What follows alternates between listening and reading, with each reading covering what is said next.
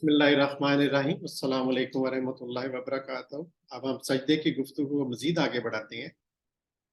سجدے میں حضور پاک صلی اللہ علیہ وسلم نے فرمایا رکوع اور سجدے میں قرآن حکیم پڑھنے سے منع کیا گیا ہوں، چنانچہ رکوع میں اپنے رب کی عظمت بیان کرو اور سجدے میں خوب دعا مانگو۔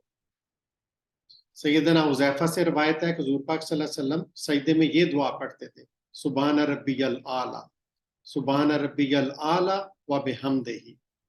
حضرت عائشہ بی بی سے روایت ہے کہ حضور پاک صلی اللہ علیہ وسلم رکوع اور سجدے میں کثرت سے یہ دعا پڑھتے تھے، سبحانک اللہم ربنا و بحمدک اللہم اغفر لی۔ اسی طرح اور بھی دعائیں مسنون دعائیں ہیں۔ حضور ابو ہریرہ ہی روایت کرتے ہیں، اللہم اغفر لی ذنبی کلہ دکہ و جلہ و اولہ و آخرہ۔ اسی طرح روایت ہے، سبحانک و بحمدک لا الہ الا انت۔